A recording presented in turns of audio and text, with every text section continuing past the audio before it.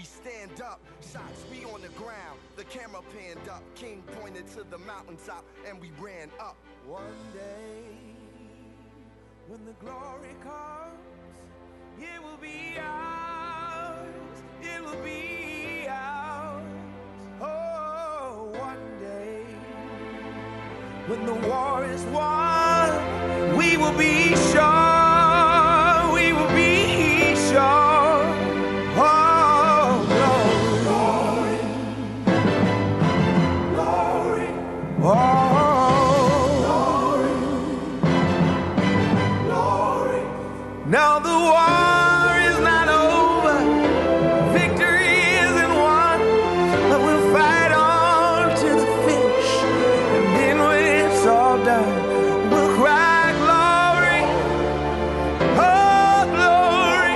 This is the Tanya Free and Friends Talk Show, your destination for the best in social and political straight talk.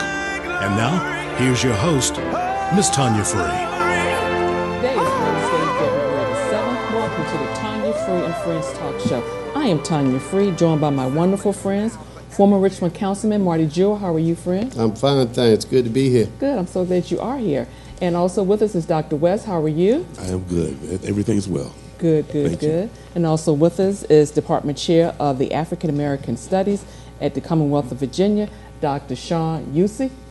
Good afternoon. How are you? Good. Did I get your name right? Yes, you did. I've been trying to practice that. That's why I answered to a bunch of things. And also with us, and a longtime friend, retired Deputy Executive Director of Venture Richmond, is Jim Watkins. How are you? I am great, and it's Good. wonderful to be here. Well, I'm glad you're here. We got a whole lot of things we want to talk about. Let me also acknowledge my team. Can you all hear? Dr. Yusey, you still can't hear? I can't hear. Okay, what about everybody else? I'm good. It's down low, but I can hear. Okay, all right. We're going to try to work through this until we get to the break. Let me acknowledge my team that are trying to get things together. Niles Johnson, Noah Johnson, Marcus Evans, and Mr. Free.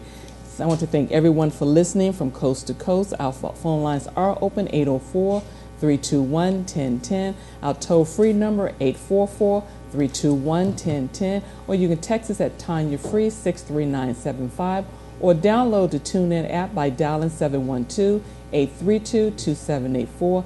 Thanks to our friends at AM FM 247. Well, it's Black History Month. And of course, we are not going to talk about 45. That'll be insult to Dr. Woodson. Absolutely. Would you all agree with that? Absolutely. Yes. So it's Black History Month, and let's talk a little bit about Dr. Woodson. I think when he started this whole thing, it was what, Negro History? Negro History Week. Right. And then it went to Black History Month. Why isn't it we aren't celebrating Black history every day annually? It's a Black History Year or whatever, just something every month, because it's long overdue and it's much needed, especially from the standpoint that I think our young people are losing the significance, what it means to celebrate us as a people. Let me tell you how bad it is. I just read something yesterday that showed Southern Poverty Leadership, Southern Poverty Law Center. Law Center did a study and found that only 7% of American students knew that the Civil War was over slavery. Mm-hmm. Wow. 7%. Wow. That's awful. We're failing these kids, man. I mean, it goes on and on, but that one stood out. Only 7%. And not more than 70% could answer, 70% was the highest number they could get with the whole service. It's bad news. We got to do better to much educate better. these But kids. also, too, I know when my kids were in school and we celebrated Black History Month, there were a lot of numerous celebrations going on. I haven't heard of one. I haven't been invited to one. How is it that we are losing focus as to what it means to at least celebrate Black History Month? Dr. West? Putting it in a historical perspective, is thinking about coming today. I thought back to growing up in Lynchburg, Virginia in the 50s and 60s. Segregated. Lynchburg, Virginia. And the cornerstone of the community was the cornerstone to every black community, which is essentially the black high schools. And and that system of the high schools allowed a number of things to happen. Right. Number one, the kids were more in tune with themselves and being black. Right. Even though the textbooks, I remember the textbook, I think it was the fourth grade we had, was it Virginia history or something? And it talked about how happy we were to be slaves. And Well, happy a lot. Yeah. I mean, but the thing is that the teachers would make sure that you understood that was there, but that's not the deal. Right. Now, the thing is that those high schools, in Lynchburg, it was Dunbar High School. And all the community, social, political interaction generally was with the high school, because it was public, it couldn't be so much. Right. But it was tied into the churches and to the community, so that kids had appreciation of being black and of themselves and of their community. Right. With integration. I can imagine if they're using probably textbooks that are, if they're not the same, that are close. But I would bet that the teachers in those classrooms now, with the students that they have, when they hit an issue like slavery or race or whatever, Right. they have a tendency of putting it in a context that the kids would not come away with any sort of appreciation. So therefore, then when you shrink it to a month, it's no wonder we just don't have it. Right. Exactly. I agree with that 100%. I'd like to weigh in on that, along with it. Go ahead, Martin. The fact is that not just the high schools, but we as a community have never been so disconnected from one another in our whole 400-year existence here. The village is broke. True. And we all came up through the culture of the village. Well, the village has been broke for 35 years. And so that connectivity, just this year, Martin Luther King's birthday, I didn't know where the mass meeting was that we've always had. Not one notice anywhere did I see where there were, or if there was, a mass meeting. Right. So we're failing all across the board. Yeah, we got a lot of work to do. No question about that. Dr. Can I jump in there for a second? Sure. You're the chairman of the African American. That's correct. Right, at Virginia Commonwealth That's University. correct. But first, I'm a professor of psychology in the Department of Psychology. And so my saying that is going to kind of lead you to my comment that for me, Black History Month is not necessarily about history, but it's about defining our own reality. I think many times, if you look at the way that Jewish folk approach the Holocaust, it's not about the history or the events or what happened during the Holocaust. It's about making sure the world knows their story. Education. Right. And that's the power that community has. Yes, thank you. And we lack that power because we don't demand that others know our story. That's right. Wow, that's powerful. So for me, Black History Month is about us demanding that the world knows our story, that we are the progenitors of our narrative, and that story is known by all. For example, in New York, the Holocaust history is required part of the curriculum.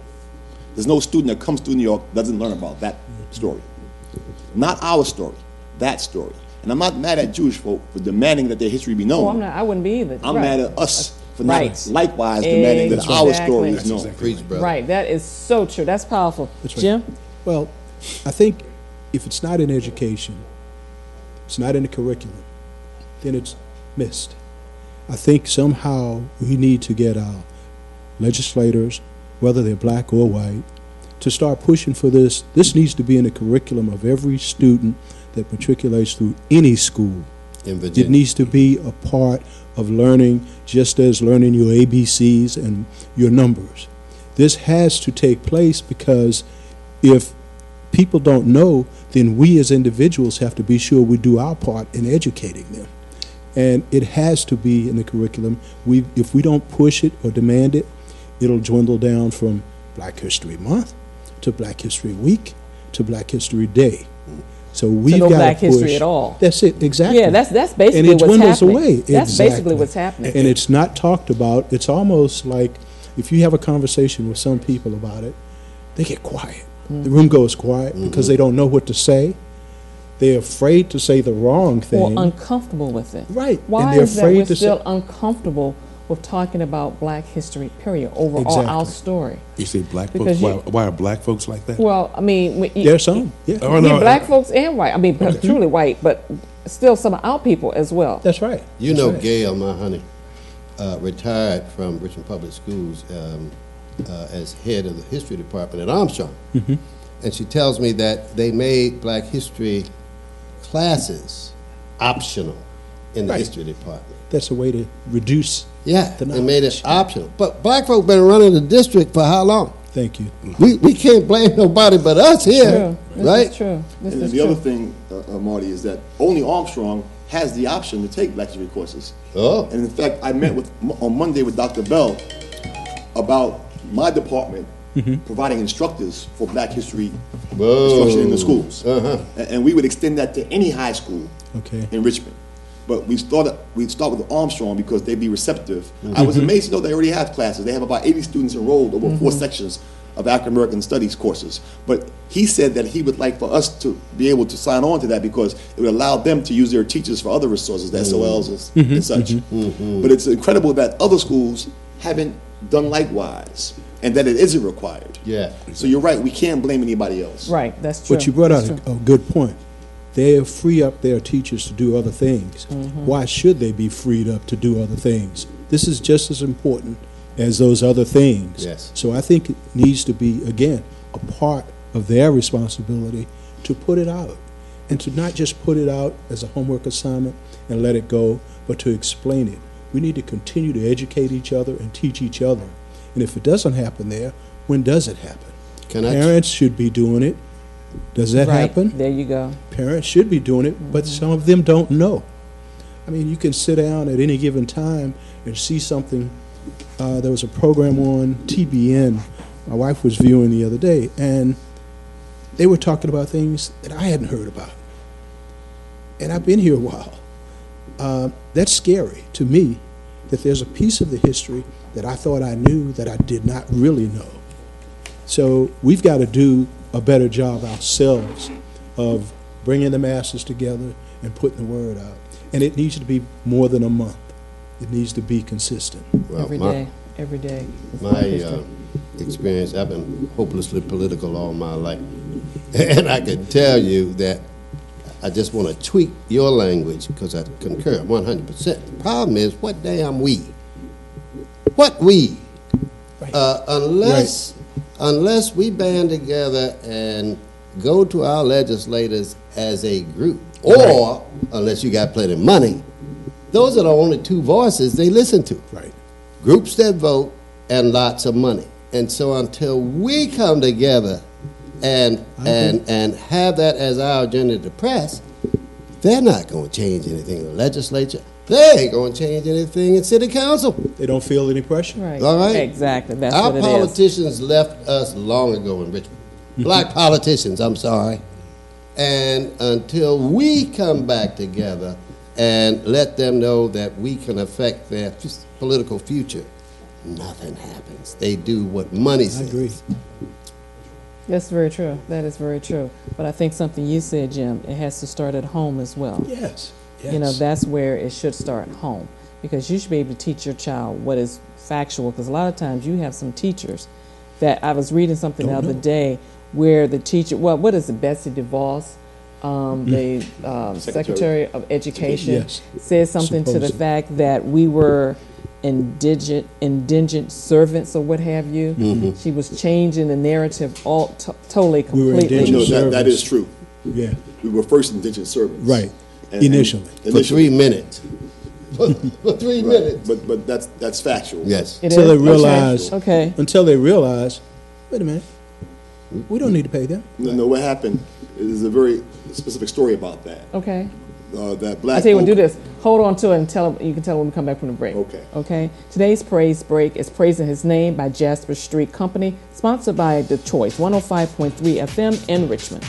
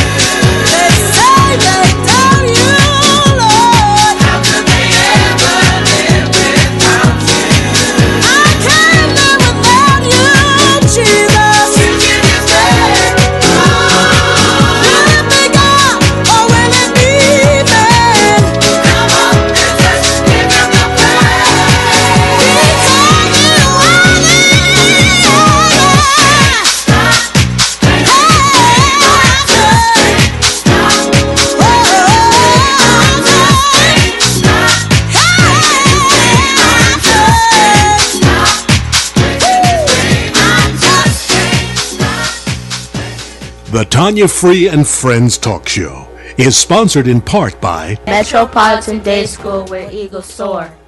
This is Tanya Free. Have behavioral issues affected your child's grades? Does it seem like your child's emotional problems are tearing you and your family apart? Calls from the principal, suspensions, detentions? Call my friends over at Metropolitan Day. Get your child's school year and your family back on track. Call Ms. Thomas today, 804-321-2595. Metropolitan Day, where eagles soar.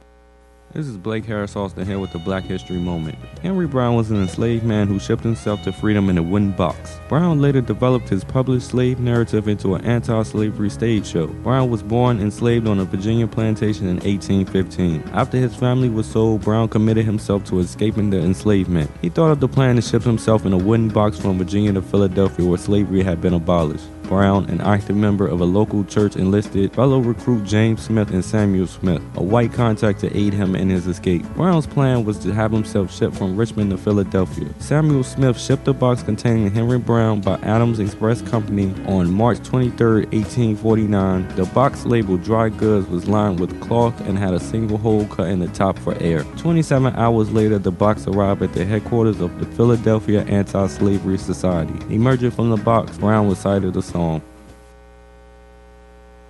This is Tanya Free, inviting you to check out the Tanya Free and Friends Talk Show, your destination for the best in social and political straight talk, here coast to coast on the AM/FM 247 radio network and the AM/FM 247 television network. Join the conversation. The Tanya Free and Friends Talk Show, Wednesdays.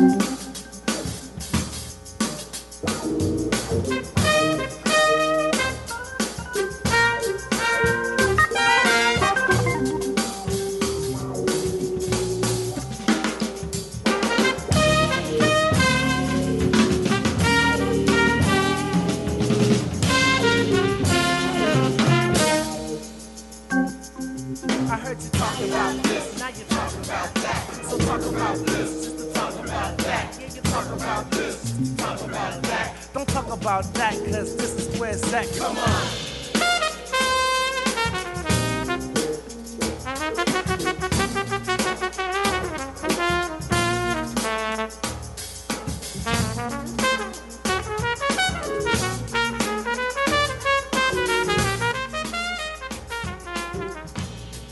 Join the conversation.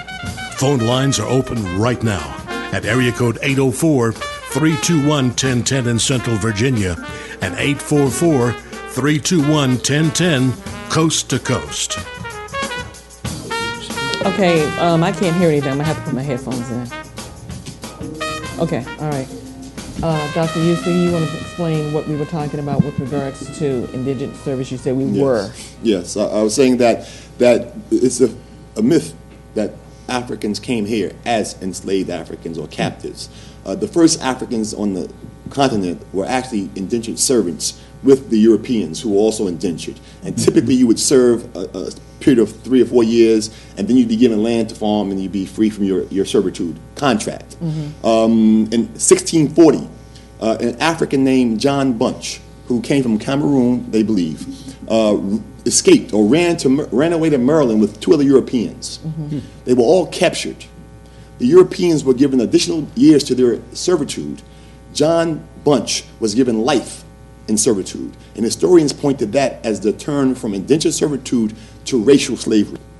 But there was an actual court case for John Bunch in which he was given life in servitude that they point to the period in which slavery became racialized. Okay. But prior to that time, Africans served for a period of 7 years, whatever the indentured servitude contract was, and when they were free, they had land. There's a famous African, Anthony Johnson, who owned lots of land in Maryland. But this case with John Bunch happened in Virginia. Okay. Virginia's always been at the forefront of these kinds of events and important episodes with regard to black people. Wow, that's history to me. I didn't know that. So is that how we had African Americans that were free in the North, and you had slaves in the South? Is that how that started? And in fact, Anthony Johnson left Maryland when slavery became racialized, because at the point that they became racialized, anybody was subject to be to have to prove that they were free. Okay. Right. Okay. Wow. And again, Virginia is a very central, player in this story. Right. But Anthony Johnson actually had his own plantation that he called Angola in Maryland. This was not the Angola in Louisiana, but in Maryland.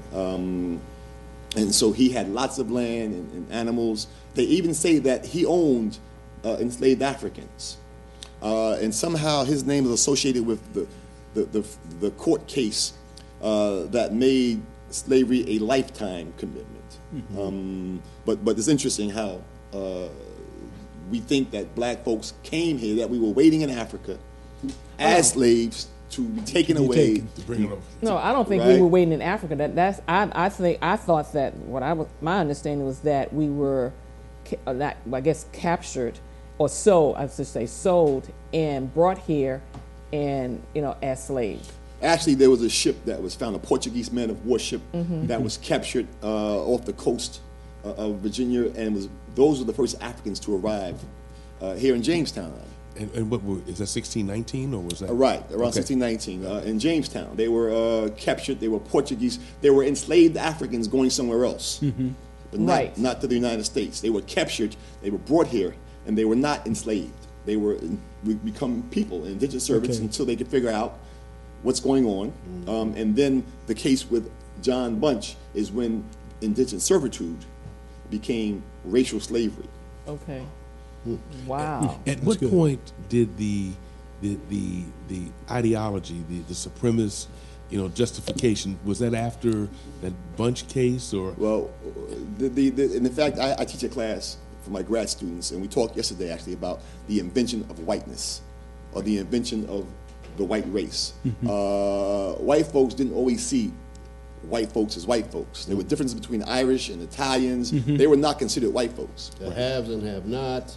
They were not Anglos or Nordic whites. They were Southern Europeans. They were usually darker skinned, had dark features. In fact, there's some discussion about the Italians being, because of Hannibal's role in southern Italy, that Italians are considered, particularly the Sicilians, are considered the N-words of Europeans, or certainly Italians from the north. Exactly. So their racial status was ambiguous when they first began to migrate to the United States. And white folks didn't consider them white folks until it became strategically, politically viable to expand that definition of whiteness. Right? In fact, there was justification for slavery. For slavery, and to create this wedge between the other have-nots, Right. who were also dark-skinned Europeans. You notice in lots of the movies when they recreate reality, they have lots of Irish overseers. They were seen as like really parallel to the enslaved Africans. Many times the enslaved Africans were better off than the poor whites because they had nothing. But if you can convince them that as bad as it was, right, at least you were white, then you have allies for your cause, right? You have other people looking out for your interest. Right. Even today, we know that the 45 has those same kind of racial allies. Yeah, right. No matter how bad it is for them, right? They're in that in group that's defined by their whiteness. Right, that's how he got himself in the White House. No matter how bad it gets. Right. No matter, and this is an effective wedge for many, many years. And so there was a time in this country where Japanese people were petitioning the government to be classified as white because at some point they outlawed all migration and immigration. The Immigration Act of 1940-something, I believe, don't quote me on the year, but outlawed immigration from abroad, from China, from Japan, from any place. And if you were here, you lost all your rights of citizenship unless you could petition the government as a citizen, and the only way you could do that if you were white. So the Japanese tried it. There was a very famous court case in which a Japanese person who had been there for 30 years had lost his rights of citizenship, petitioned the Supreme Court, went all the way to the Supreme Court to say he was in fact white and therefore could be a citizen. Then in the Indian American tried it as well. Both cases were denied. The first case was denied based on science, that even though you were a good citizen, you voted, you were not scientifically white. Then the Indian guy said that Indians are in fact Aryans and technically white. The Supreme Court reversed themselves and said, even though you might be technically white, in the eyes of the common white man, you're not white. So he was denied. So these are all cases that chronicle the invention of whiteness. And how they continued to keep people in certain places. Right. This is about placement. Placement in and out. Right. That's right. You're in or you're out. It's about placement. So these poor white folks that we see now who don't have a pot to piss in, but are voting against their interest, are still riding on this idea. Right. That I'm in. Exactly. That's right. That's right. No. That's right. Yeah. And this is the other foolishness that gets me angry about black folks, because we all grew up with the narrative that we part Cherokee. I got Indian in my family. Crowfoot or black or something. Right. Something we can hold on to that we ain't all black. So it can't be all that bad. Right? And this was sometimes used to explain our fair complexion because of the shame we had about the legacy of the women being raped in our families during slavery and after. Much didn't change for black women's bodies before and after, but that was how we could tell ourselves that we didn't have to explain our complexion by the atrocities committed toward our women folk by saying we part Cherokee. Now, of course, some of us are Cherokee, but that's not really a romanticized story because Cherokee owned Africans, and when they left, were sent on their ways packing from North Carolina and Virginia on the Trail of Tears, because the government took their land and sent them out west, they were required to take their slaves with them. And when they got there, they had to record them people in the Dawes Index.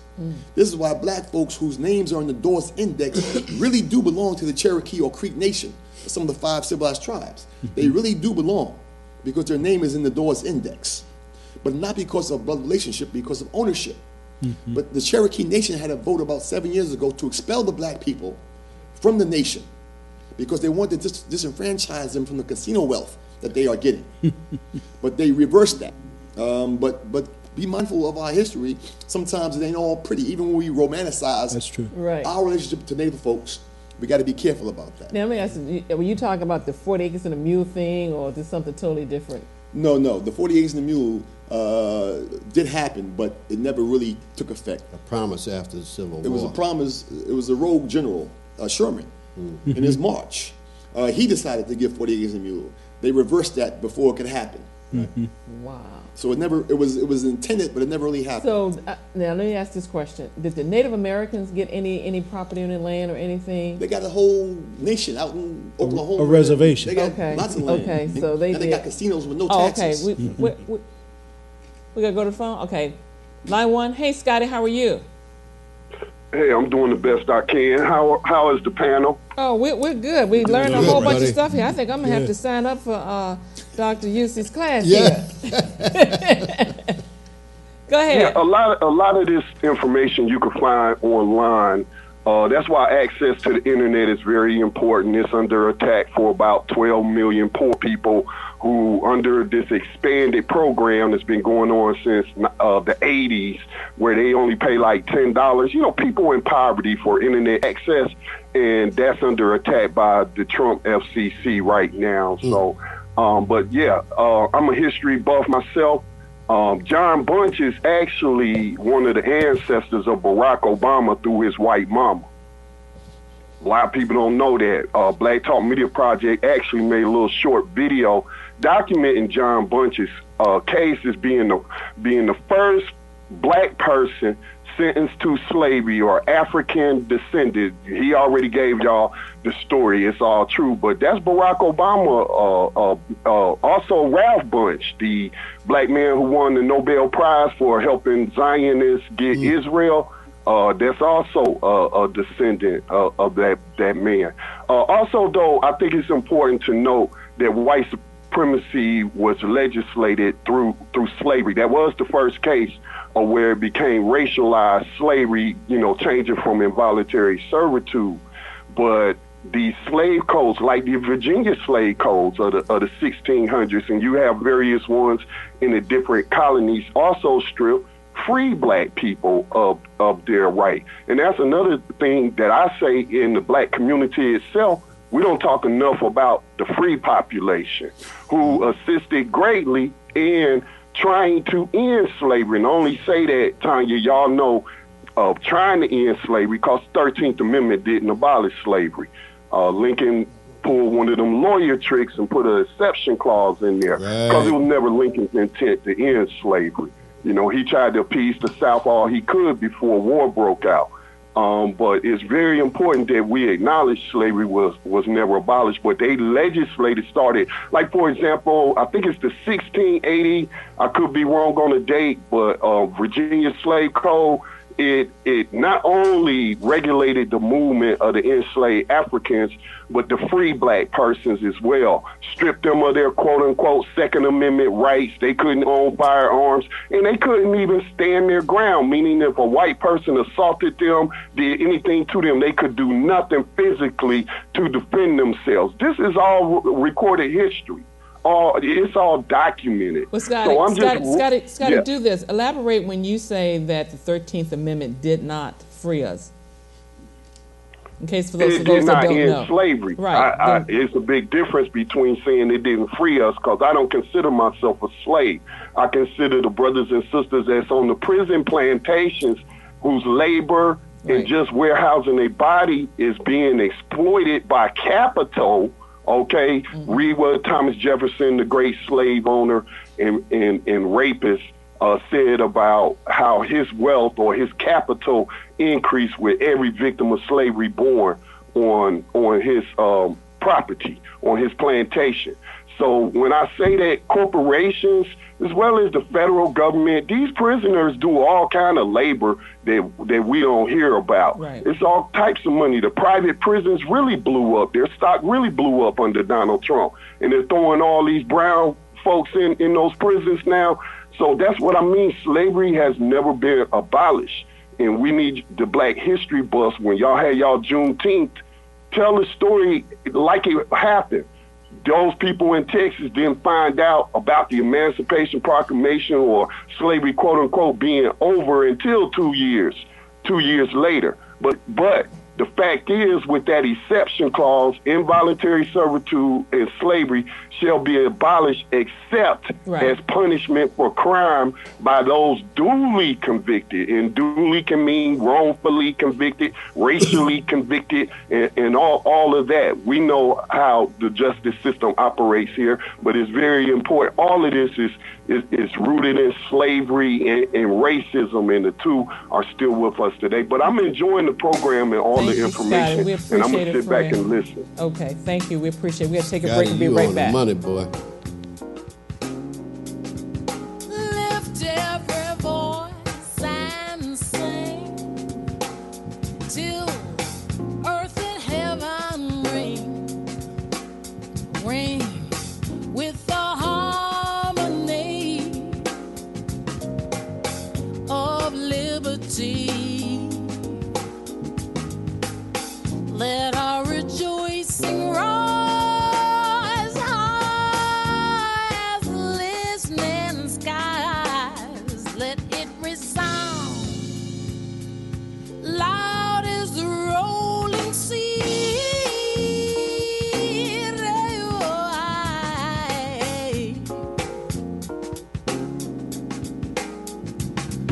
Sing a song full of the faith that the dark past has taught us. Sing a song full of the hope that the present has brought us. Facing the rising sun of our new day begun. Let us march on till victory is won.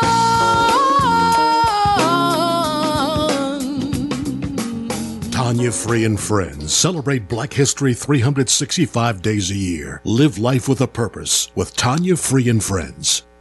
The Tanya Free and Friends Talk Show is sponsored in part by Furniture at the Venus.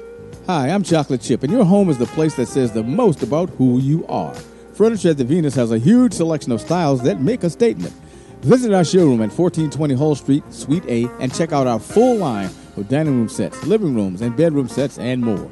Be sure to ask about our weekly Tanya Free and Friends specials on everything in the store, including king and queen mattresses, sets to fit any budget. With new arrivals daily, let Charles and Nancy Shaw show you their complete line of home furnishings and accessories. Give them a call at 804-232-3500. That's 804-232-3500. That's Furniture at the Venus, 1420 Hall Street, in the heart of Southside Richmond. Hi, I'm R.W. Groove. My friends call me the Big Groovy from Stone Cold Soul Jams. The hippest trip on the web, hottest thing on the streets, and exclusively RichmondSoulRadio.com. On all new times, 7 to 11 or 8 to noon, depending on when Famous Brown pushes the button. Thank you for being sharp enough to check out the Famous Brown TV show. Now be equally sharp and check out Stone Cold Soul Jams. Only on the all-new Richmond Soul Radio.com. Sponsorship and advertising for the Tanya Free and Friends Talk Show and the Tanya Free and Friends Radio Network is provided by Freedom Marketing Incorporated, 844-321-1010, or email us at info@tanyafree.com for more information. This is the Tanya Free and Friends Radio Network, coast to coast, on air, online, and on point.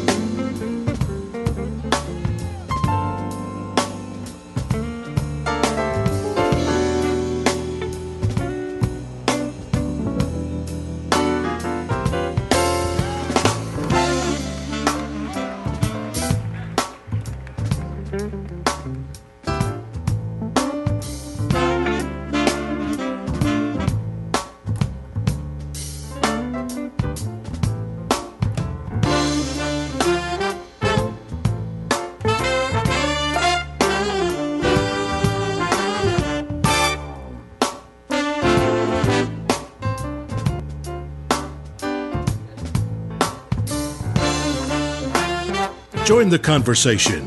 Phone lines are open right now at area code 804-321-1010 in Central Virginia and 844-321-1010 coast to coast.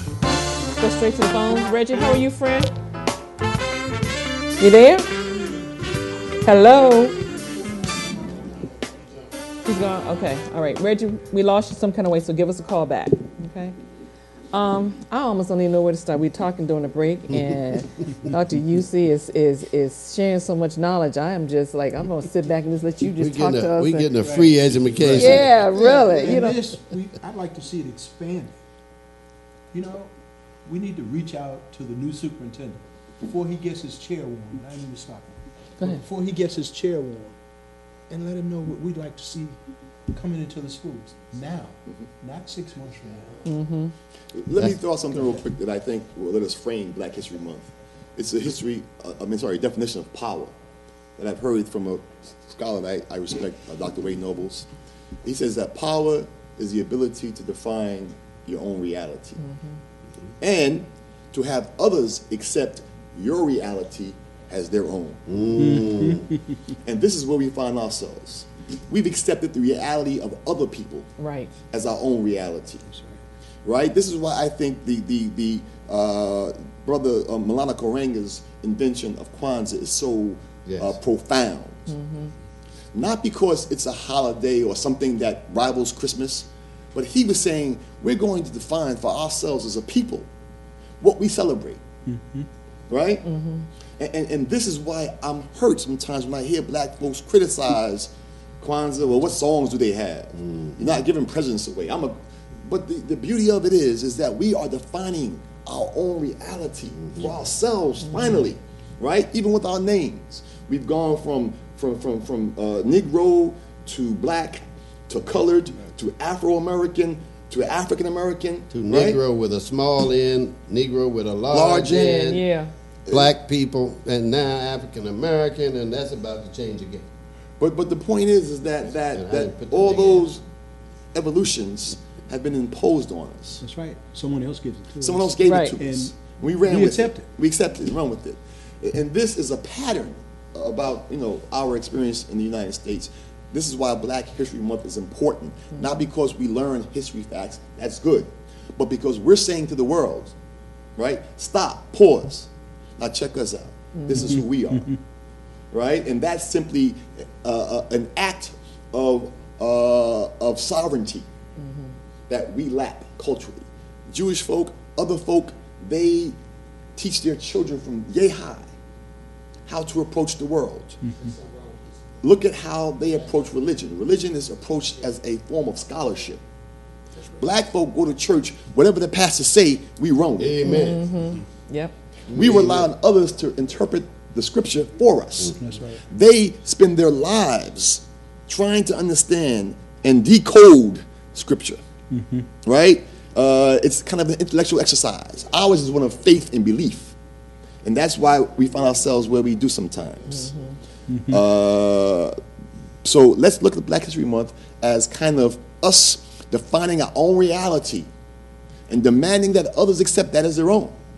You're watching it go on right now with 45. Yeah. And his henchmen. Exactly. They are fake news and everything that's been conventional. No and question. they're redefining our reality. Oh, yeah. Exactly. That's Oh, right. yeah, absolutely. If we let them, No we got to question fight about that. like hell, and I don't see enough fight out there. There is not a lot. There's not enough. There's Well, some. I watch They acquiesce to MSNBC everything he every says day. after 2 days. Well, we. They acquiesce to everything he says after 2 days. Yeah. They initially resist. They've all But come then they over acquiesce. like a herd. Oh yeah. Well, They we have can't a beat herd it. mentality. We can't beat it. They've got us outnumbered. Yeah. Come on.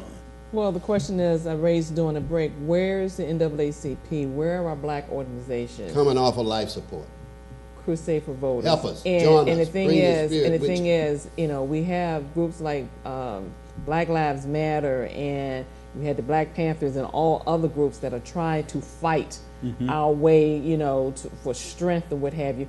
And they have a tendency to always want to make us look like we are the evil forces of the world, call us terrorists and anything else, militant, all of that, or either by us, one of the two. Anytime we resist the status quo, yeah, we're labeled. You're right. so right. Yeah. But here's the But thing. my question is, how do we allow that? That's the thing. Here's the thing. How do we not support our own group, our own people, our own organizations, regardless as to what they're saying? Because we only been free in relative terms for 50 years since the signing of the Civil Rights Act. And we allowed our leaders to take us into politics. And they took us into individual wealth building for themselves more than anything else. But we left economics laying on the side of the road. And there's a direct correlation between income, economics, and social behavior. And then we broke the village because you get a nickel over rent money and you move to the county, and what we got left in the city is what's left. And there's nobody here bolstering their economic uplift. And then we don't have leaders anymore that lead us into mutual uplift. Where are they? Who's preaching when the churches go into humming and hawing? You see what I mean? Our civic fabric in our community is broken, cannot get fixed until we start at the civic fabric bottom up and reconnecting with each other, because truth be told, we are each other's greatest assets and have always been. Well, integration came and we walked away from the very power that got us through. You're right, but in addition, they always do what's been going on since we were slaves: divide and conquer. You get one to tell on the other. Yeah. So if you have a great plan and you put someone in office, eventually that person gets compromised. And when that person's compromised, it breaks down from there. That person is looking out for his individual self, as you just stated, and his wealth. When you say but what happens to the rest of the people? I assume you're talking about those who are qualified for the talented 10, getting compromised and co-opted, because you can't put that on powerless, leaderless other folks and poor folks. The leadership has failed us. We can fix this. I think we have failed us, and I think it goes back to what Dr. Yusey said. It has to do with us not knowing our history. And I think if we were to hold on to that and folks not allow us to tell us anything and throw us off track, I think our situation would be totally different. I think that has everything to do with it. But and until we start to do that, we fall for whatever anybody tells us. And I mean, we see that on TV all the time. I mean, think about it. They stereotype us, as to who we are, and that's not who we are. I mean, the stories that should be told, like I said, we were talking about Racy Taylor just now and the women that have done great things. I mean, the story you were telling earlier, that would change the dynamics altogether if we knew who we were and we stood in our history. But we have to also step back and put it in the context of power and no power. The thing is that knowledge is power. Well, yeah, but you're talking about a community that, if we accept Marty, and I agree that for the last 40, 50 years, we have not been taking care of the business of the community. We have not been taking care of the economic empowerment of the general community. There have been some that have broken away. We walked away from our black businesses. Right, we don't have a Well, that's because you have people telling you and wanting you to believe that their ice is colder than your ice. But when you don't think enough of yourself, starting from where you have no idea where you came from, and folks told you that you were nothing but 2/5 or 2/3 or whatever the number is, those kinds of images. And when we see us on TV as being, poverty stricken and that sort of thing, second class. Yeah, second class. That it passes down. I think it passes down until we can turn that around and stop thinking of ourselves in that fashion. Okay, but still, on that and basis, letting the world know that is not us. On that basis, though, you're looking at those with economic power versus those that don't have economic That's right. power. That's right. But let me say this, because I think the point you're making is we're comparing symptoms and causes. I'm arguing that the absence of power is a symptom. The cause of this symptom is our inability to define our reality. Right. Okay, but let me follow me now, right? And what we see in 45 is the blueprint. He's a master at defining reality for other people and having other people buy into it, right? And so I give this example in my class all the time. If I say, students, if you went home and told your parents that you had an idea and you was going to drop out of college to pursue it, they would beat you. First of all, they laugh you out the house. Then they would whoop your butt until you trip it. Right. But for a Mark Zuckerberg, a Bill Gates, it made perfect sense. It made perfect sense for them. And they did it, and look where they are now. Right. Right? Their reality said, nothing can stop you. The world is yours. Go and get it. For black folks, be safe. Come on. Keep your head down. Don't take chances. Right. Exactly. Someone else has defined for us Come on. Well, how we get ahead. That's fair. But I'm not finished. Let me finish, please. And the point I make is it starts when we're kids. And black folks talk about it all the time. When we out in public and we start misbehaving a little bit, and grandma or our mama look at us, we straighten right up, right?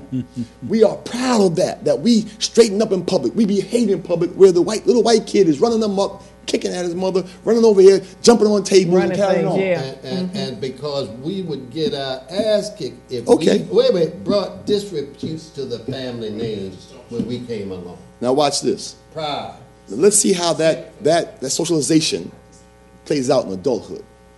That little black child who knows to keep his head down, to behave, to be quiet, don't take chances, don't make noise, grows up not taking chances, not taking risk. Right. The white kid knows he can do whatever he wants to do. His parents are there to protect them. But he'll be safe, but he can push the envelope, he can do what he wants to do, and he'll be okay. When he grows up, that's what tells Bill Gates he can drop out of Harvard. Zuckerberg can drop out of Harvard and start something in their garage, and now look at them. Whereas we're not taking chances. Oh, okay, all right, we're gonna take a break. What time is it? Okay, we're gonna go Black Talk Commentary, our friend Scotty Reed.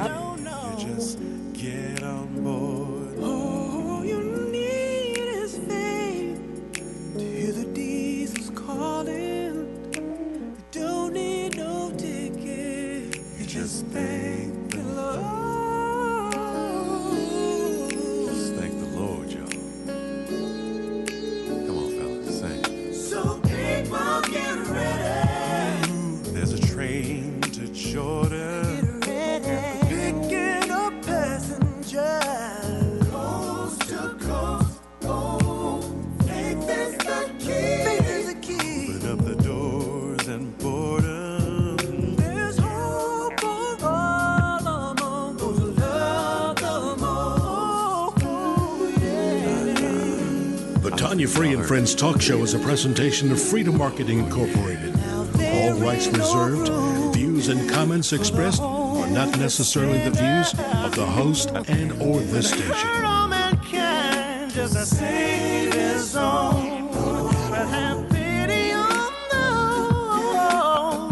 Chances grow thinner, for there's no hiding place against the kingdom's throne.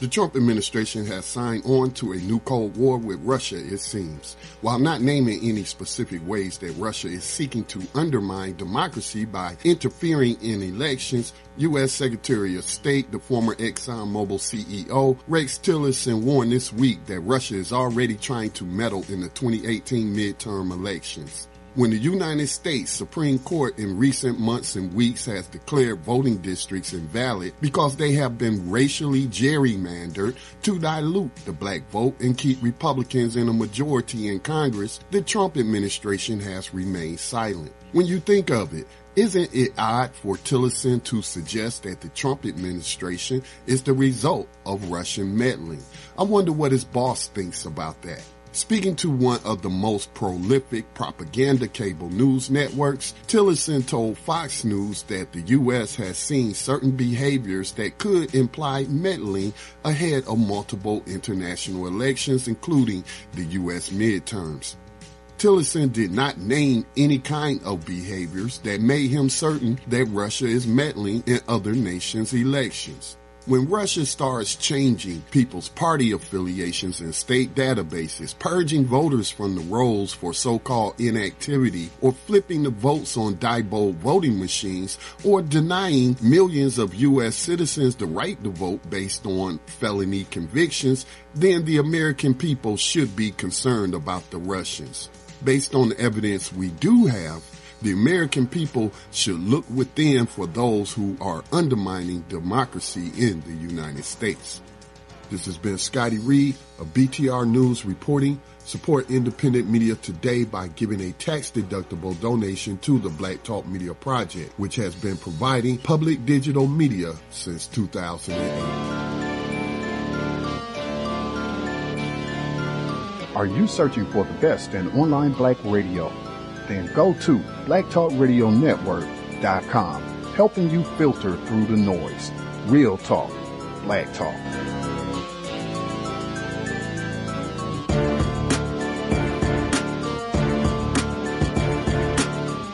Have you checked out Tanya Free TV on Ustream?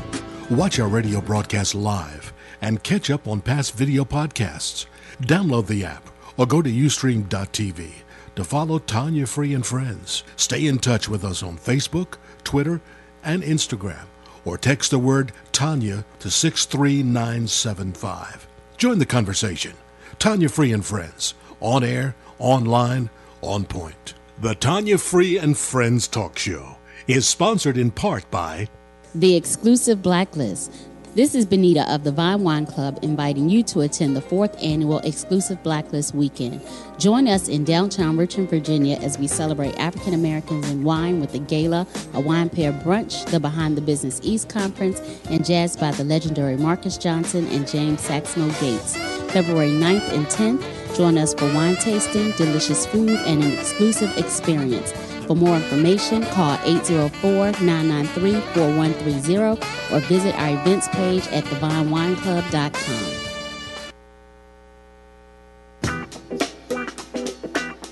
Morgan, what? I don't make him wash up with little sticks, can it? That's where he started. Man, I used to blow a can.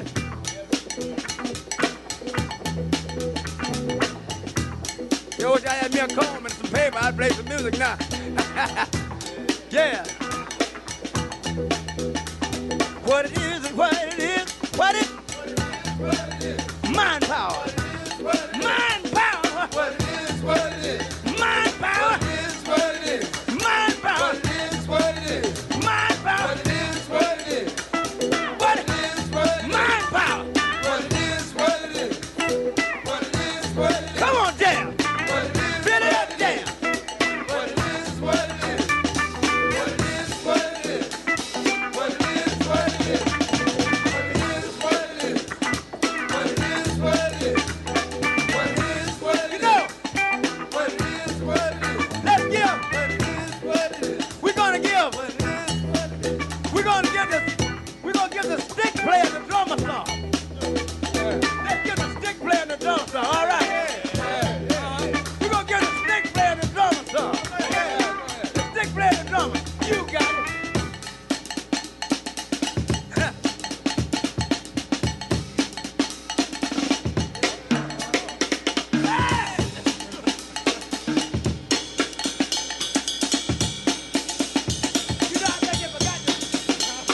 What it is is what it is.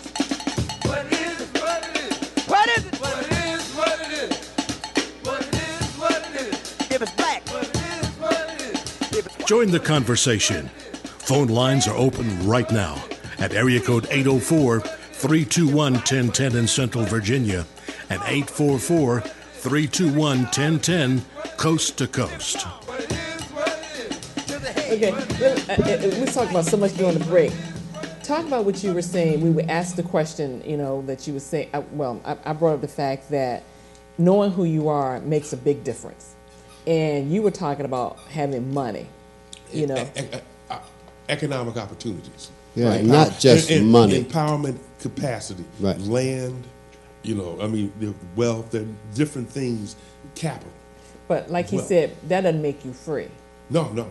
But the thing is that it's one of those facilitators. But we're reminded that a fool and his money soon parted. Exactly. Right. But you have to have the thought first that you can do, and then you have to have the basis to do. Now, unfortunately, opportunities are not available to young black women and men as they grow up that we had before.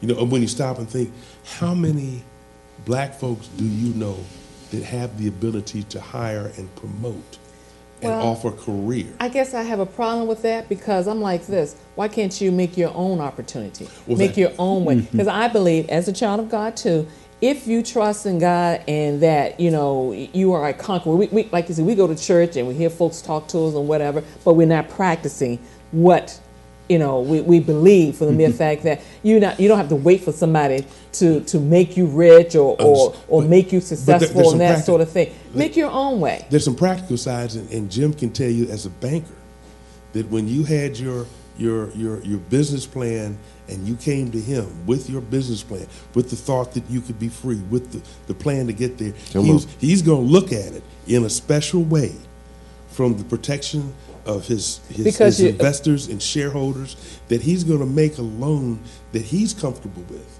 that all the things based on his parameters. So Jim, if Dr. West were to come to you and ask for a loan, and you have Mark Zuckerberg before he became who he is, two of them, you're going to look at them totally different, and one you lean more to one because of the other because of what? No, I'm not going to lean toward one or the other. I'm going to evaluate them based on their individual merit.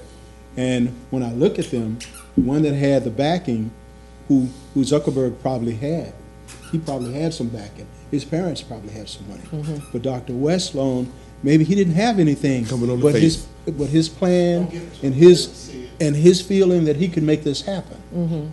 And I'm going only with the security, the way I can collateralize that loan, as opposed to the fact that I know him, I trust him, and I could make those decisions. But if it backfired, he and I both were out of the job. That's right. That's the reality. But let me give you an That's example. the reality. Okay. But let me give you an example. I know him and trust him. Right. And because you can't monetize it, because it's hard to monetize your spunk. Right. You get kicked to the curb. And see, all too often, we as a people don't have the backup that we need to do certain things. So that sort of stymies us to a very large degree. If you brought that loan in and you had one person that said, I've got him, I'm with him, and that person had some backup in terms of financially, man, you were good to go. That's right. Not that Zuckerberg, because of his color, but it's because of the basis of the plan and where we could fall back if we needed to. And it's one other point. The reality now, because the world of banking has changed, you have to go to these monolith banks that the decision of your loan here is going to be made in San Francisco, Atlanta, Charlotte. They don't know you. They have no clue about you. It's strictly by the ratio. But let me tell you, that's exactly what I'm talking about. If we look at some folk in New York who are truly free, some Korean American folk who pool their money. Yes. Yep. They live 4, 5, 6 in a house and they pool their money and buy a house for that one until the next one. Then they buy. That's right. So there are other models out there. That's factual. Right. And I say this from the standpoint that the young lady that does my nails, she shared that story. Exactly what you just said. She said they live like 5 and 10 or whatever in a house. Yes. And then once they get to a point, a house, they move out and it's amazing how they do it, but we won't do that. Why is that? They call this susu in some communities. We used Caribbean to do it because we had to do it. And that's my point about the broken village. The village is no more than neighbors knowing neighbors by name, knowing each other's children's names, and commit to take care of one another. That's broke. And then there is a culture. attached to all of this. Right. I was just last night sitting down with a Jewish friend of mine, and was talking about how he drove his son out in the last 2 weeks out to California, who is committed. I mean, he's passionate about being a skateboarder photographer. Mm-hmm. And his dad is saying, how the hell you gonna make a living off of skateboarder photography? But he took him anyway. Mm-hmm. And they drove out. The boy had $200 in his pocket, and he's supposed to have had a place to stay in, and that turned out the roommates didn't agree with what his buddy said. He was going to get a job once he got out there. That turned out not to be so, but he stayed out there anyway. I said, look, I've been cleaning houses for 40 years in my business. That's what I do. And it's an observation I have that Jewish people give a long leash to their boys, not so much the girls. And you're doing the long leash with your son. Zuckerberg is Jewish. And we grew up with constraints.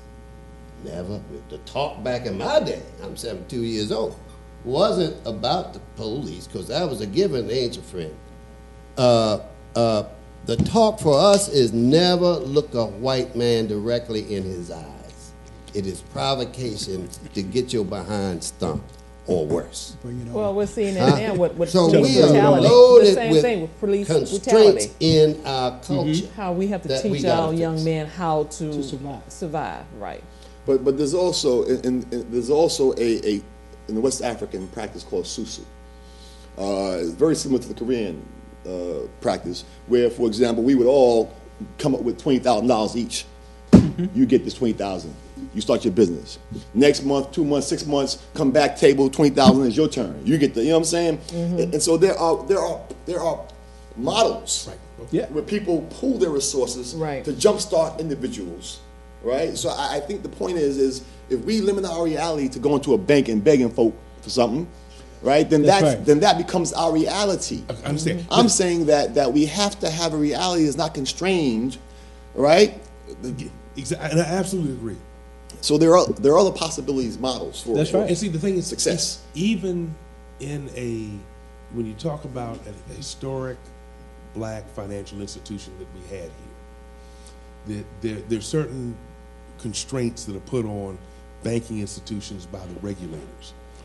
And so and of course our banks are going to be watched 2 or 3 times more closely than the next guy. But what we're talking about are methods to aggregate capital, for the benefit of, putting it in productive stances. Now, what happened was that it was awful hard when you went to a small financial institution. If I rolled in there and said, hey, Jim, I need $150,000. He'd look at me and say, okay, it's going to be a struggle. We're going to have to do this. There's going to be a whole lot that's going to get there. But Jim said, I tell you what I can do. You bring me 15 people like you, I'll loan them $10,000 each, and you can get to $150,000. And the $10,000 loan is the signature loan that, would fall doing the same thing that you're talking about. Dr. Utz is talking. There are models. Absolutely. And then one other point. The last point is that unfortunately that institution no longer exists as a reality in this broken community. That's right. But it's fixable. It's fixable. It's fixable. By starting what you're saying. Now what we need to do is that we need to go to the folks and say $20,000 each and find a bunch of them and start a bank. Start whatever it's necessary to affect that process, makes that reality work, whether it be capitalizing a bank or folks that know each other family-wise pool their funds. But what we lack is the ability to aggregate capital. Well, hold on a second. Coming together and trusting each other. Hold That's on. the real issue. That's the real issue. Coming together and trusting. Somebody's got to organize That's it right there first. That's it. Absolutely Jim just said correct. But that somebody's got to organize and lead that kind of effort. I agree. But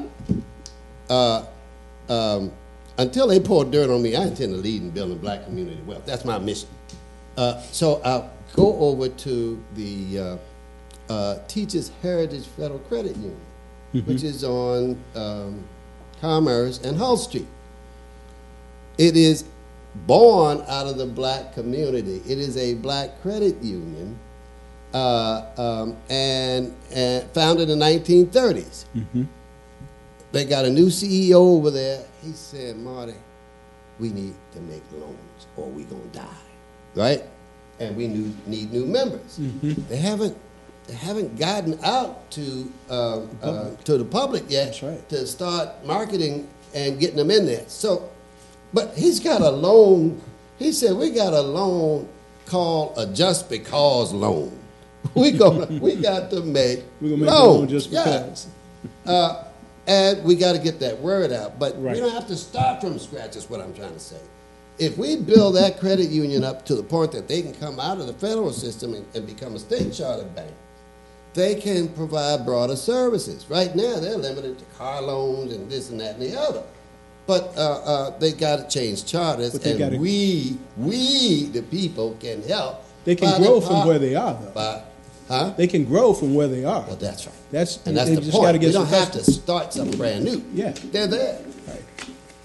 Well, let me say this. I think it goes back to what you were saying. Start with trust. That's right. You know, until we trust each other. Together. Right. You can get Koreans. I know years ago, I worked for GMAC. There's this one guy. He had 12 people living in a house off of Hillary Road near Lady of Our Lords. Right. Nice community. He didn't care whether the neighbors liked it or not. But they used that to grow. Right. Now they've got a big organization. They don't need banks anymore because they've got so many members. They don't need anything from the bank. They are their own bank. And they support each other. That's the thing. They support each other. Because if you can pull one person out of our community, but until we learn to trust each other and support each other, we come together. We're still at the same point. How does that move the needle? We're talking about the Koreans. The guy who's head of the Asian Chamber of Commerce, Ting Duck Pham. He tells me about same thing. Koreans tend to an apartment, but they give license to each other to go around to every Korean they can find daily and collect 37 cents and save up that money, living frugal and living collectively until you can talk to a banker in their community. They are their own bank. And they will lend you X number of dollars to get to your next step, and then your next step. And it is systemically built into their culture and practice. Who's leading that for us? But again, I think the churches should be, and I think I won't talk should. I agree with you. And one of the things, you know, we go to church and faithfully and give our money and all of that, and it was the church that has brought us this far until it got commercialized. Yes. We talk about our history. Just like you have churches bringing, I hate this, they bring in politicians to speak to us for 5-10 minutes or whatever. Why not teach a Black history class every Sunday of some kind? That's What you were talking about. You talking about having it go back into the school. Let's take it back into the church. Sure. And I can't see how no one would, not sign up to what you're saying, because this is where we need knowledge. We need to know our story, our history. So let's start with the church.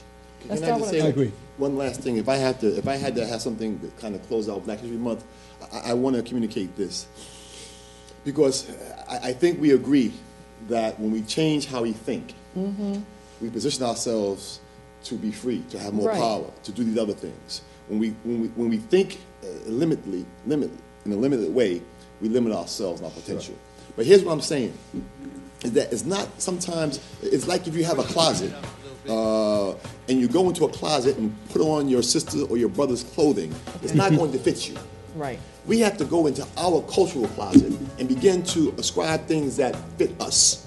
Just having blackface. Hold on, we got to take a break. I'm sorry. Today's jazz break is Be Thankful by Walter Beasley, sponsored by the Metropolitan Day School. We'll be right back. Here we go. You get good.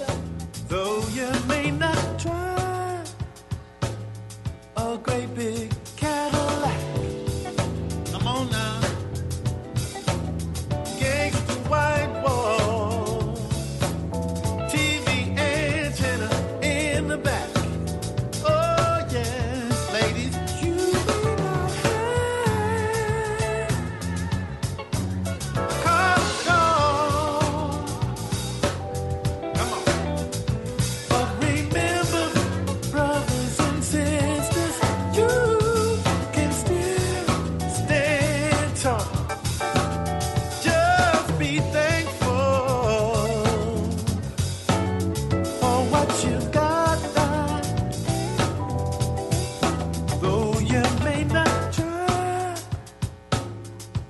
great big Cadillac.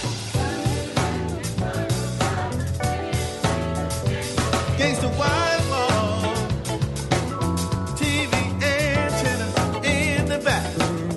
Whoa, whoa, you may not have a car at all. Come on. But remember, brothers and sisters, you can still stand tall. Come on. The New Orleans Talk Network, now on your mobile device, on your computer, in your ear, and interactive. It's new, it's innovative, and it's on your mobile device. Android, iPhone, iPad, and on your computer. Take us wherever you go. Because we're interactive. 504-341-TALK. That's 504-341-8255. There's so many ways to listen at Peachtree Radio FM. Go to rsgame.org, download the RS Game web client while playing your game. Press Control B and arrow down to Peachtree Radio FM. Also, dial the telephone number 641-552-5194. Download the Peachtree Radio FM app from the App Store and Google Play Store. Listen at Peachtree Radio FM on TuneIn Radio, iBlink Radio, and the new website, PeachtreeRadioFM.net. There's so many ways to listen at Peachtree Radio FM. For some listen to remember and some listen to forget.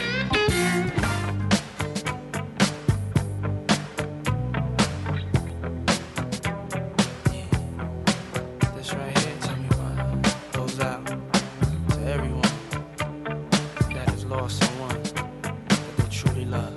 Come on, check it out. Seems like yesterday we used to rock the show. I laced the track, you locked the flow. So far from hanging on the block for dough. Notorious, they got to know that life ain't always what it seemed to be. Words can't express what you mean to me. Even though you're gone, we still a team. Through your family, I'll fulfill your dreams. In the future, can't wait to see if you open up the gates for me. Reminisce sometime, the night they took my friend. Try to black it out, but it plays again. When it's real, feeling's hard to conceal. Can't imagine all the pain I feel. Give anything to hear half your breath. I know you're still living your life after death.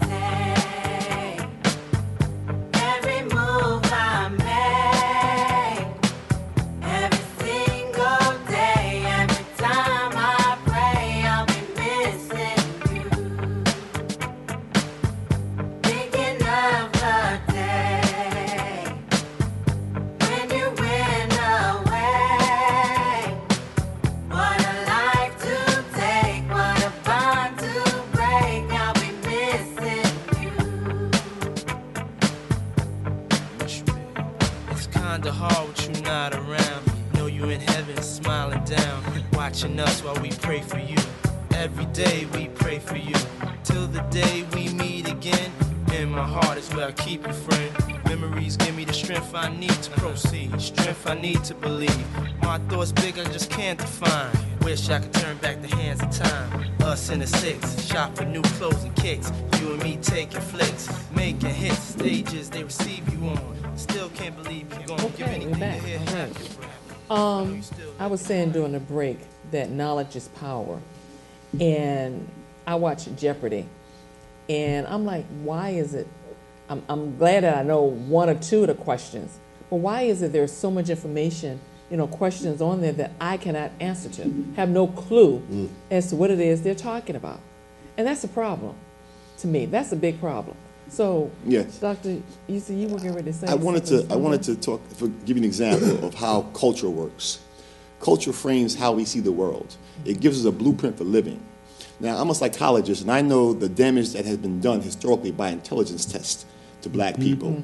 We've had a history in which black people's very intellectual character was assassinated by the claims of us being intellectually inferior to white folks and everyone else. Right. Then we had a whole period in which black boys and girls were being placed in special education based on an IQ score. Right? So there was a whole pushback in psychology about, is this cultural bias? Is it that items don't really make sense to black folks? When in reality, if the question you ask will determine the answer you get. In IQ testing, speed of processing is valued. how fast you can solve something is valued, right? So you're rewarded if your culture rewards that behavior. In some cultures, reflection is more important, right? So the answer I give, its social implications are more important than how fast I give it. Right. So my culture gets devalued, and none other culture gets valued. So answering Jeopardy questions, for some people, are really having knowledge for knowledge's sake. Some cultures don't value that. Some cultures value practical knowledge, right? Your grandmother told you need common sense, boy. You ain't got no common sense. You got book smarts, but you ain't got no common sense. Right? That's wisdom in that. Right. That spend your time getting some common sense. So when you answer a question, your answer is going to have implications for the well-being of you and other people. Right. Not just to show off how smart you are. Right, right. Because that's about you. Right. And you shining and looking smart. But you should be concerned about your community, right? And even other cultures talk about the Asian proverb that the nail that sticks out gets hammered. The idea is that you want to look out for your community. Right. When you growing up and you bring somebody home to your house, your mama say, "Who that?" She one of them Johnson boys. She want to know the family of that person. That's right. Because the family's reputation, their character is going to tell your mother about that person. And does she want them around you? Right? That's right. So your family name is your calling card. Right. These are values that we're African people. It's a part of our wealth. How do we lose that though? But let me just say this. This is important. We all the iterations that we've gone through, from black, colored, we are African people. We happen to be in North America. But our values come from an African worldview, an ethos that determines that our values don't really concern themselves with how we're doing, but with character, with community, with God. Right? When we try to assimilate, we begin to focus on me. I'm going for mine. I'm gonna get mine. I got mine. You got to get yours. Right. We devalue God in our lives. Right. We lose our way. And so don't get me started now. But if you think about the Haitian, if you think about the Haitian Revolution and the role of the spiritual people, Boukman, for example, in that event. If you think about in the 90s when the U.S. was going to invade Haiti again to reinstall Aristide, the Haitian people were on the beach performing voodoo rituals. The world was laughing at them because they didn't know their history. Right. That African people have always relied on spiritual sources for strength, for guidance, is power. Yes. Right. But we minimize that because it doesn't have any material value. Churches have become, as you said, a concern with commercialization. Right. That's right. What mega church do you belong to? Right. I belong to so-and-so church. Exactly. Oh, really? Right. This You're becomes a status symbol for black folks, right? And we go to church and we're not taking the message home that used to have some wisdom in it. Right. Right. This We is so are true. putting our old folks in homes so they can't give us these sources, right? Now we have our young people having kids when they're 25 and 30. They don't have the wisdom to transmit to their children. But we got to go back to our source. Right. In the Akan language, Sankofa, which is characterized or symbolized by the bird who's looking backwards, means we have to go back and fetch it. We got to go back and get that which has brought us this far and use that to take us ahead. Exactly. And so the blueprint is simple. We had the blueprint. We used to be doing better. You can't get that back until you reconnect. We got to reconnect. You cannot be stretched out and not know our neighbor. The African, the African, what am I trying to say? Not motto. It takes a village. It takes a village to raise a child. Is absolutely true. It was something like a new fruit to Hillary Clinton when she was quoting that stuff, but it is absolutely the very basis of our culture that we are born of the village. What I learned over time is that the basis of white culture, primarily not in the South, is rugged individualism. The exact opposite from the foundation of the village. And when we get out there in rugged individualism, you are screwed, right? And so there's currency in connectivity. It's currency in Jesus' requirement that you love your neighbor. Well, you can't love your neighbor if you don't know your neighbor. And we used to know our neighbors in a 2 square block radius. Today, we don't know our neighbors 2 doors down. That's where things are broken, and that's where we got to start the fix. Right, let me go to the phones right quick. Hey, Earl, how are you, friend? I'm doing great. This is a great dialogue. My man, when he first started, the professor, he was giving us some history. And I appreciate that because Marty hit it on the head for me. Trust. Trust is the problem within our community. We don't trust one another. We can talk all we want to talk. We don't trust one another. We look at our politics. We look at how we divide ourselves in that. Then we go back to that history. When my brother spoke of that, I went straight, not just to 19, but I went to the Virginia Slave Act of 1705. And when you go there, as my brother was showing, it shows you that we're less than anything. We're nobody. We're nothing. So you're dealing with folks that see us as Justice Tanner stated. They'll never have respect for the black man. They will never, because that's what's instilled in them. And we have what is instilled in us as well. So then we also dealing with, we had our bank, as Brother Marty stated. Well, what happened? Well, we got to talk amongst each other, and they decided to only loan to certain people, not to others. So we became that division within ourselves again. Contractors that can do the whole project, well, they screwed each other, so now they don't come together. So it's, for me, the bottom line is trust, and that's where we seem to miss it. It's like either you all the way with me or you're against me. I'm not all 100% with my wife, but I ain't leaving her because of one disagreement. So when we look at ourselves as a people, how we try to articulate and educate ourselves and one's education and whatnot, all that to me is nothing compared to what you just spoke of, which is the spiritual man. I don't confuse the spiritual man with the flesh man. I don't confuse the spiritual walk with man's walk. And that's what we're doing now. All this politics and all of this stuff, this is man's walk. When you see the preachers behind the politicians, this is man's walk. So we talk spirituality, but we walk according to man. All right, Earl. Wow. Thank you. We appreciate that, friend. Thank you so much. Take care. Well, let me go back to, we had a comment. I want you to respond, Jim. Stewart said, why do we not have what? White History Month? Because it happens 12 months a year now. That's right. And we're looking at If you that. pick up a book, go to the library. Most of it is about white history. Ours is minimized. Ours is segregated and far and in between. So we need to speak on black history and be proud to speak on black history. I wouldn't shy away from it. I'm not embarrassed to talk about it. It's my history.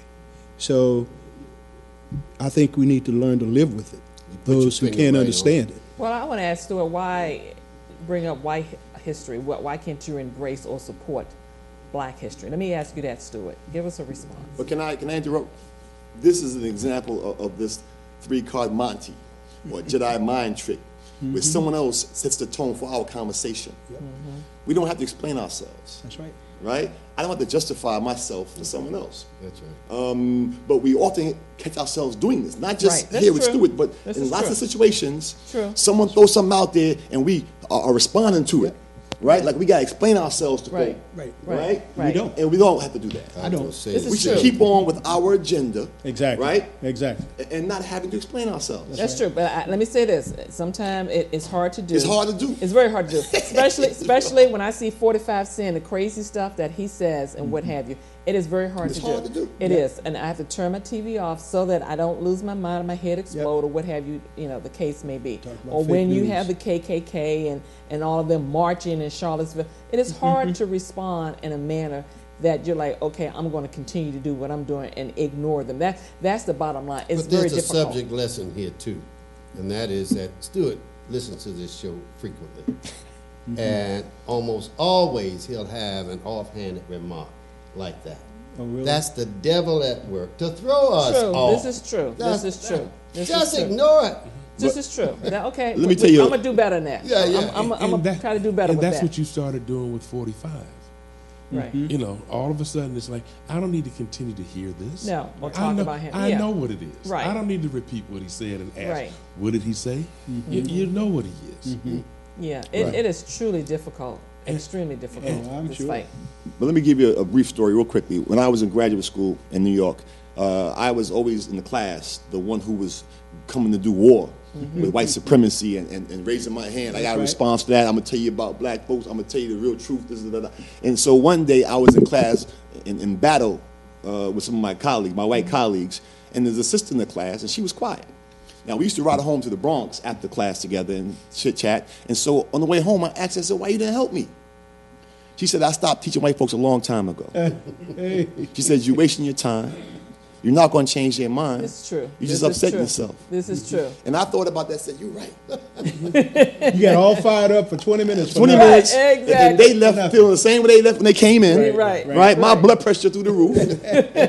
Right. But she was right. But now, what I did after that was I selectively engaged because sometimes I enjoy it. You know what I'm saying? Exactly. Now, do you have a lot of white students in your class? Yes. Really? In fact, in my graduate classes, it's mostly white students. Really? In my undergraduate class, I teach in personality behavior of African Americans. It's mostly black, but we always have a good number of white students. So it's interesting. People take the class for different reasons. Sometimes people take my class because they want to work their stuff out. And it doesn't always work out that way. We've had a few incidents where I got nervous, had to press the panic button because it was getting ready to be some jump off up in there. Real quickly, one time we had a group, and the group was doing research on preferences for black women's hairstyles. And they had a white girl in the group. And so during the presentation, someone in the class said, why don't you ask white men what they liked about black women's hair? And the white girl blurted out, everyone knows that white men don't like black women, don't find black women attractive. Oh my goodness! Did she have the nerve to say that? It was silence. I was nervous. I guess you were. I thought they were going to jump. I thought they were going to jump on her. But I think that the black women in the class were so hurt and shocked by that comment, they didn't say anything. So I tried to save the day by saying, look around you. All the different colors of black people in here. It seems that not only do black men find them attractive, they have a preference for black women. But that didn't go over too well because we had some people in the class who came from legitimate or interracial marriages. My generational mindset was that we different colors because of the slave master creeping, but that wasn't the case. But it was it distracted them from that initial. I'm sure it was a lively conversation. It was a lively conversation. But it happens all the time. Because I have that mixture of students, and people say stuff all the time that. At the end of the class, good, though. At the end of the class, do you see any progress that they made? There's progress. I'm gonna tell you why. Because sometimes black folks are sitting here, and they don't have to move psychologically until someone shakes them up. Right? I remember another situation. We had a symposium by the African Student Union. And it was bridging gaps between the African community and the black American community, talking about the dynamics. And one young lady, she was a Delta, but she was from Nigeria. And she was saying that African Americans have no right to that word. They're Americans. They shouldn't be saying African Americans. They don't know the culture. Are we off there? And so as a consequence of her comments, the black Americans in the room said, no, we have a right to that. You know what I'm saying? That's who we are. So it was good to see that black folks were fighting to be acknowledged as Africans, to own their African identity. Exactly. Because they were being challenged and said, no, wait a minute, I'm that too. That's right. But whereas I think if we didn't have that, people could sit back and say, I ain't never been to Africa. I'm American. Just let people take it from Right, exactly. Okay, all right, we got to go to break. Goodness. I know we have heard a lot of cries saying, slow up and cool off.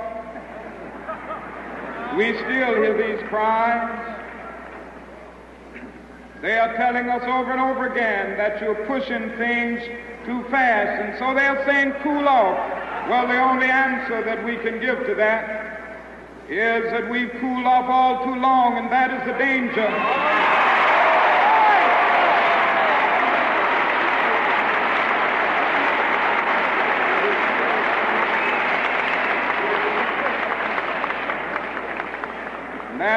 always a danger if you cool off too much that you will end up in a deep freeze.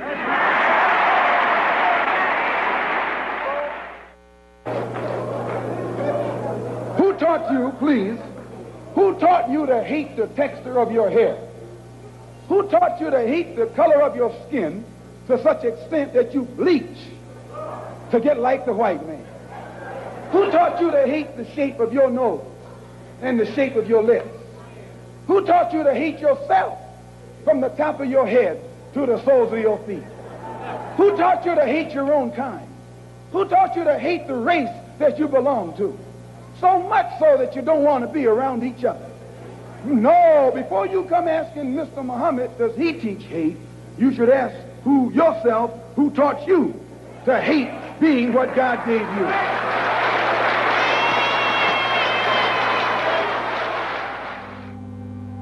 Let's face it, being a parent is not always easy, but being a kid today is not so easy either. Our kids need so much. They need the emotional, academic, and social skills to succeed, and they need you. But between work, errands, dinner, and homework, there's not much time left for you, is there? Well, we want to help. Raise the Standard is a nonprofit company in Virginia that focuses on helping parents and children in a positive way.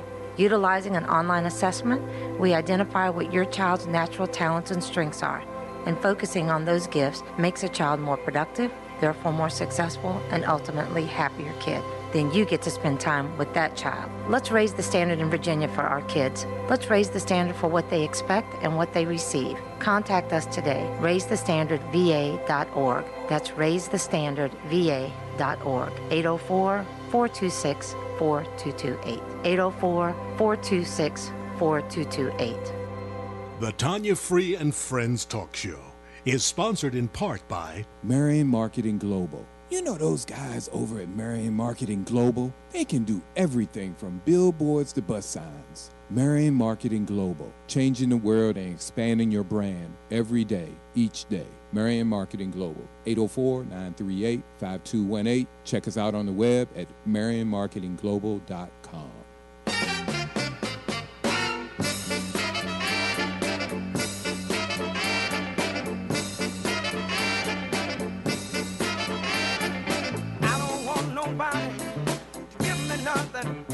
Open up the door, I'll get it myself. I don't want nobody give me nothing. Open up the door, I'll get it myself. I don't want nobody give me nothing. Open up the door, I'll get it myself. Do you hear me? I don't want nobody to give me nothing. Open up the door, I'll get it myself. Don't give me integration, give me true communication. Don't give me sorrow, I want equal opportunity to live tomorrow. Give me schools and give me better books so I can read about myself and gain my truly looks. I don't want nobody to give me nothing. Open up the door, I'll get it myself. Do you hear me now? I don't want nobody. Give me nothing. Open up the door. I'll get it myself. Some of us try as hard as we can. We don't want no sympathy. We just wanna be a man. I don't want nobody to give me nothing. Open up the door. Join the conversation. Phone lines are open right now at area code 804-321-1010 in Central Virginia and 844-321-1010 coast to coast. Okay, well, we're back. Jim, we were talking about divide and conquer, and I was raising the question as to how that actually started. I mean, at what point do we not allow that to occur in our community? We got to stop that. I think we've got to seize the opportunity every time we see it happening, because that's been the, what I guess you could say, MO for years of the white man trying to get us to turn against each other, going back to that. And it has worked. And it has worked. You know, if you allow it, it happens. But if you see it and challenge it, oh no, we're not trying to do that. Well, yes, you are. And you've got to call it what it is and just stop it in its tracks. And I mean, you can't be a gentleman and stop it in a lot of occasions, or a lady, but you've got to stop it. And I think the more we see it and address it, then people will realize, oh, that's not going to work anymore. They see through us. Gosh, I didn't know they could see that attitude. Very good The point. more they see us unified and advancing our own enlightened self-interest, they'll look for new tricks. Right, they'll look for new tricks, right. They tend to pull back. Yes. And don't even try. Sometimes, right? yep. Or come up with the As new long ones. as we are disconnected, it's an open invitation. Well, I think it goes to beyond play that. As long as we don't know our history, because what we've been talking about today That's all has changed part of the thing. because history continues to repeat itself. That's right. And the fact of the matter is, we don't know it. That's how they're able But to we keep can't doing the change same our thing. history now. We can change our behavior today, right now, and begin to recognize that there's value in working together, planning together, and executing together. Right. And we're changing, not doing it. and changing what our future's going to be. We can Yes. define our future. From now. We can define our That's future. right. We can't But- change How- that how history. do But we we do that? have to How do do we it. do That that? history With the way empowers things us are and now. equips us to have enough kahunas to go forward with a prophetic mission on how we protect the best life chances for our children. And we've discarded our children completely out of the discussion. But the way we address it is learning our history. We've got to educate ourselves and everyone around us as to our history. And if we do that, then we can change Right. the future.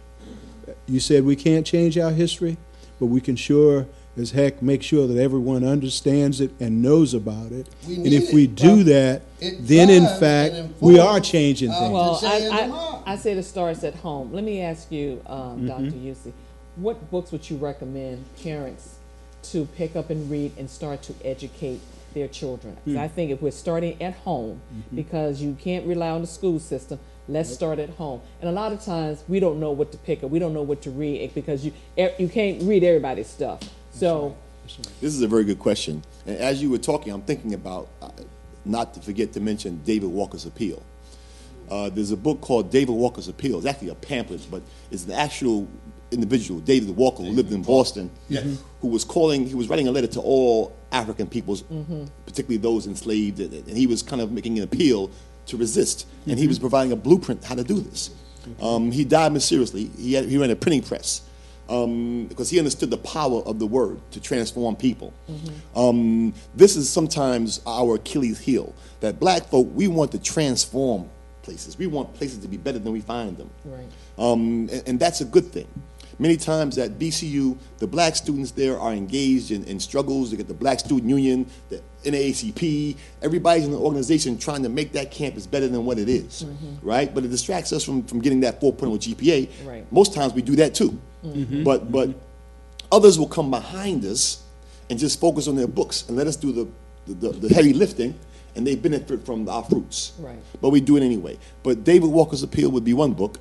But even beyond books, travel. You've got to travel. Any chance you got, travel. Where? Anywhere. Out of the country. Out of Richmond. Start with out of Richmond. Right. Then out of Virginia. Right? Then out of the East Coast. Then out of the country. You have to travel. I'm really upset that I didn't travel until I was an adult. And when I began to travel, I began to see the world and realize that my world wasn't the only world. That's right. That there were other ways to see the world, that people saw the world differently than I did. Right. And then I began to expand how I saw the world. Then I began to think about possibilities of other ways of seeing the world. So my thinking grew. Right. So college is not really to give you a trade or a skill to get a job. Right. College is supposed to expand your thinking. I went to North Carolina A&T. The most important thing in my life, besides going to Boggs Academy, which was an historically black boarding school in Georgia, where I met people from all around the country whose thinking made my thinking richer and made it grow. At A&T, I went to school with Jesse Jackson's sons, with Jim Brown's son, with people whose thinking and life experiences were different than my own, who began me thinking to me thinking about possibilities. Right. You have to expose your kids. True, I agree with that because I did it with my children. Expose them. And they were, I mean, how they look at the world is totally different because they were able to travel and learn things. You know, if it's no more than the climate change. I mean, going to Minnesota and cold, that's a totally different cold than here on the East Coast. Absolutely. I mean, oh my goodness. My son, I went to South Africa 2 years ago to do a Fulbright, and I lived there for 1 year. I took my son with me. He was 11. He's 11 now. He's 12, 10 at the time. And so he had a chance to go to school in South Africa. Oh, wow. To have friends from other places, to have, even when he left, he has email addresses, he's keeping in contact. Right. So, but his thinking has grown. He's much more flexible as a kid. Right. He gets along with everybody. Right. He doesn't judge people. Right. You're not living in a bubble. He's not living in a bubble. Right, exactly. He doesn't think the world begins and ends with his American experience. Right. But you have some people and parents that are afraid. They're afraid. To send their children and to travel and that sort of thing. Not realizing how it limits them. Because Jim Crow told us, don't you go buying them tracks, boy. Stay in this, don't go past them tracks. Don't go past Mr. Johnson's store. Right. Right? Because that was, and even now, I went to, what's the housing project by Belvedere? Gilbert Court. I went to Gilbert Court to collect some data one time. I was doing a study on racism. And I was asking folks about the racism they've experienced. And they were coming to me and saying, Dr. Yusey, I never had this happen. And my students were baffled. But it made sense to me that these folks never had these experiences because they never went outside the community. That's right. There wasn't any fence, but they had their own fence. Right. We've got kids nearly grown who've never been across the river. Across the river. Right. Because somebody told them, don't go over there. Parents have to change that mentality. So we got David Walker's Appeal. What other books? David Walker's Appeal, of course, Autobiography of Malcolm X. Okay. The Invisible Man by Ralph Ellison. I Know Why Cageburg Sings by Maya Angelou. And anything by James Baldwin. Oh, yeah. The Fire Next Time. These are all incredibly rich books. But there's another book that's a fun read. It's called From Superman to Man by J.A. Rogers. It's a fun read. You can't put it down. What's the name again? J.A. Rogers? J.A. Rogers. J.A. Rogers, okay. From Superman to Man.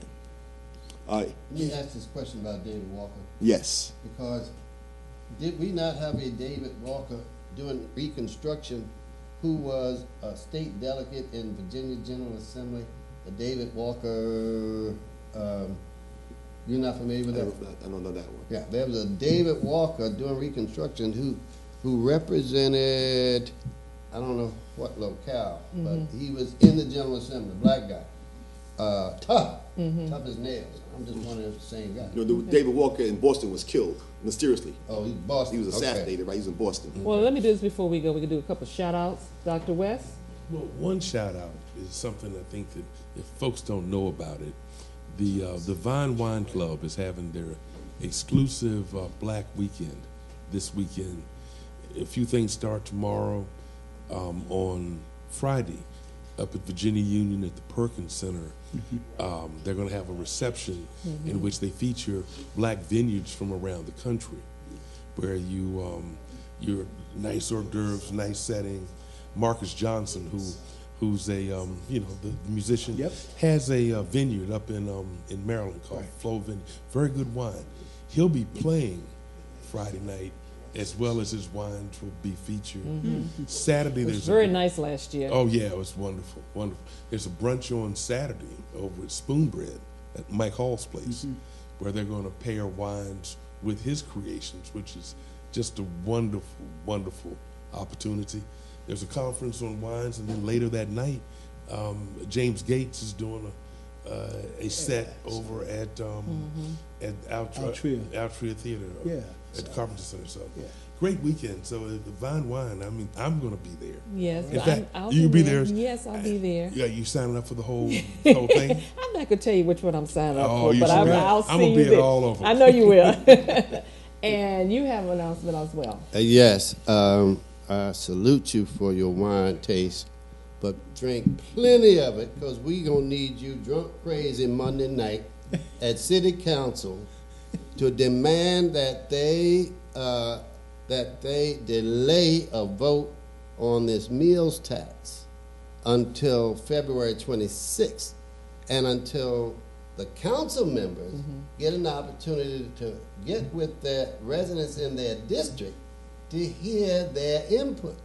The mayor has put this on, put on a full court press, and they're trying to shove this down our throats when the people said in that referendum that just passed unanimously in the Senate yesterday, and 5-3 in the House to kill Mr. Bourne's bill, who slipped in or slipped out the language with no new taxes. So this will be Monday? This is Monday, 6 o'clock, Okay. City Hall. We need to overflow those chambers. Gotcha. And bring your wine with you because we need you to throw that. Jim, you have a shout out? No, I don't. How about you, Dr. Yusuf? I do. Okay. I'm a professor by day, but on the weekends I'm a football coach. I coach youth football, my way of giving back to the community, and I coach for the Chesterfield Blackhawks. And we're having our spring season beginning very soon. And if you're interested and your child is between the ages of 5 and 14, call 804-464-7502. Have them coached. It's 804-464-7502. Have them coached by people you can trust. Absolutely. Safety first. Knowledge. That's right. Knowledge, definitely. That's right. I wish I And had this a is son. I tackle. would This sign is- him up right now. I definitely would. And this is tackle football. Tackle football. Okay. I'm the 6-year-old coach. Oh, okay. I got the little ones. Okay. Bring them to City Hall Monday night. Well, let me thank you all for being here. This has been very knowledgeable and enlightening. As always, I thank God, my Lord and Savior Jesus Christ, for allowing us the opportunity to speak and hopefully heard. Thanks to our listening friends. Blessings to each and every one of you. And of course, thanks to Dr. West, Dr. Yusi, Jim, Marty, Niles, Noah, Marcus, Mr. Free. I'm Tanya Free. Until next time, be free. And remember to live life with a purpose.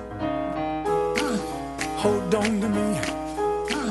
Don't let me go. Who cares what they see? Who cares what they know?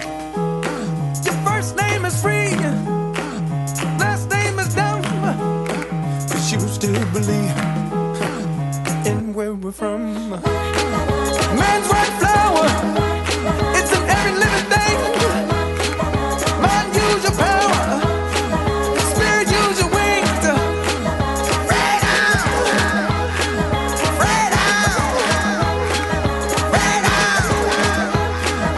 Freedom, freedom, freedom.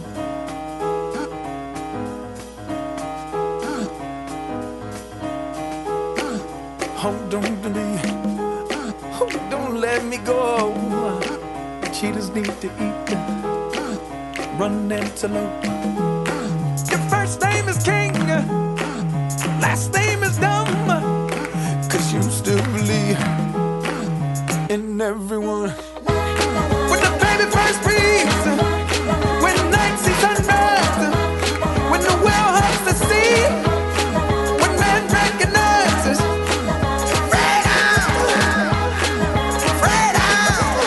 The Tanya Free and Friends Talk Show is a presentation of Freedom Marketing Incorporated. All rights reserved.